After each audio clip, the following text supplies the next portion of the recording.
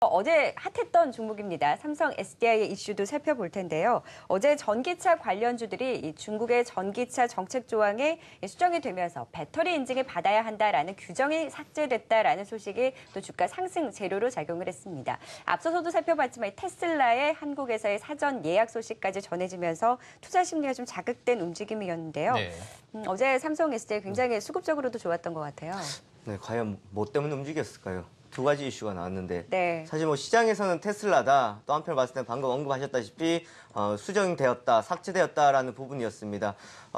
어쨌든 간에 지금 투자 심리가 좀 많이 회복이 되지 않았나라는 것을 볼 수 있을 것 같습니다. 전기차 관련주들 LG화학 그리고 삼성 SDI 부품주들까지 어제 강세의 모습을 보여줬었는데 그만큼 중국에 대한 우려감 때문에 주가가 많이 하락을 했었고 이번 2분기 실적 역시 또 예상치보다 저조한 실적들이 나오면서 주가는 오히려 반등이 나왔습니다. 그 이유는 그때도 한번 짚어드렸다시피 더 이상의 지금 하락보다는 오히려 하반기 급격한 실적 회복은 없을 것을 보여지고는 있습니다만은 앞으로에 대한 기대감을 좀 나타냈다라고 보시면 될 것 같습니다. 우선 어제 나왔던 내용들 좀 살펴봐야 될 것 같은데요. 첫 번째 중국의 5차 배터리 인증에 대한 통과에 대한 기대감이었습니다. 이제 뭐 하반기 아직 날짜는 정확하게 나와 있지는 않습니다. 그렇지만 수정안이 발표되었다라는 것이 되겠고요. 또한 이러한 이번에는 4차에 탈락했던 것을 좀 많이 보완해서 5차에는 통과될 것이다라는 기대감이 좀 작용을 했습니다. 두 번째로 볼 수 있었던 것이 테슬라의 인터넷 예약 판매가 되었다라는 건데 이제는 국내 출시가 임박해졌다라고 해석을 해볼 수 있었을 것 같습니다. 모델 S와 모델 X에 대한 사전 예약이 들어갔고 한국 매장 개설을 앞두고 홈페이지를 이제 한국어로 개설을 했다라는 점이 좀 긍정적으로 영향을 줬다라는 부분이라고 보시면 될 것 같은데요. 우선 삼성 SDI를 먼저 살펴보면은 앞서 언급해드렸다시피 2분기 실적이 예상치보다 상당히 저조했었다라는 거였습니다.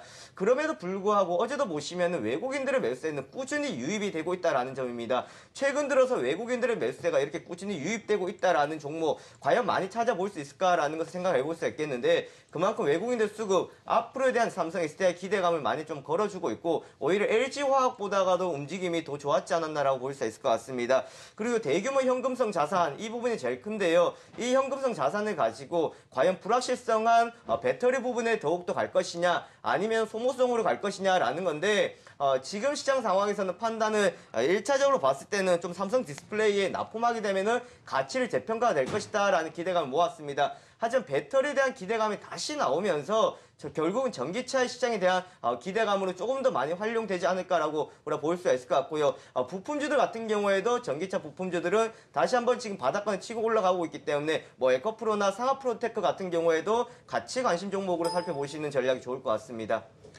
자, 이어서 카카오의 이슈도 좀 짚어보도록 하겠습니다. 카카오는 뭐 신저가 행진을 이어가면서 부진의 늪에서 벗어나지 못하고 있는 것 같습니다. 사실 신규 서비스 때 기대가 높았는데 그만큼 성과가 나지 않고 있는 상황에서 로엔 실적을 제외하고는 2분기 실적도 사실 저조했었잖아요.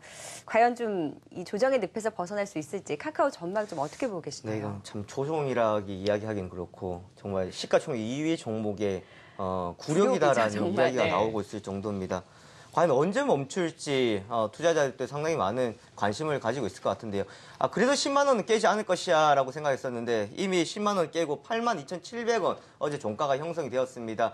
불확실성이라는 것이 이렇게 시장에서 부정적으로 영향을 미친다라는 것을 또다시 한번 확인되었다라고 보시면 될 것 같은데요. 셀트리온과 시가총액 1위를 다투던 카카오가 지금 5조 원대의 시가총액으로 내려앉아와 있는 상황입니다.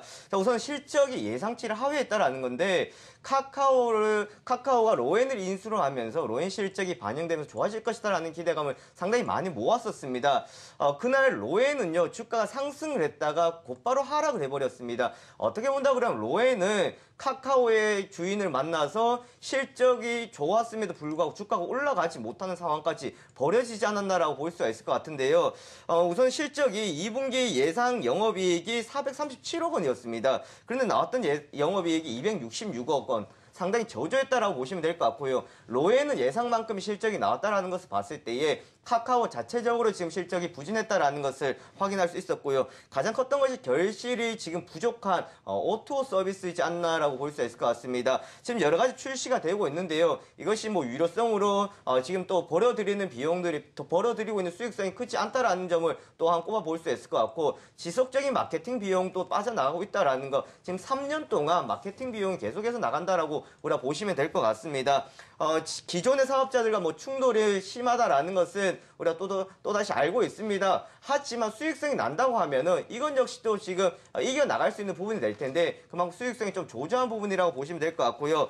로엔과의 시너지를 좀 기대를 하고 있는 상황인데, 결국은 이것은 앞으로 장기적인 싸움이 될 것 같습니다. 지금 언제 반등이 나오느냐라는 것이 좀 중요한 것이 아니라 과연 이것이 얼마만큼 성과를 나타내 줄 수 있을 것이냐라는 겁니다. 상당히 좋은 플랫폼들을 가지고 있고 앞으로 무한한 가능성을 가지고 있습니다. 하지만 이것들이 결국 수익성이 나타나지 않다라는 측면으로 봤을 때에 카카오의 지금 발목을 잡은 것은 기대감에서 실적이 나와줘야 되는데, 기대감에서 실적이 나오지 못한 부진이 결국 발목을 잡아줬다라고 보시면 될 것 같고요. 2017년도 이후가 되어야만이 실적이 좀 개선될 것으로 보여지고 있습니다.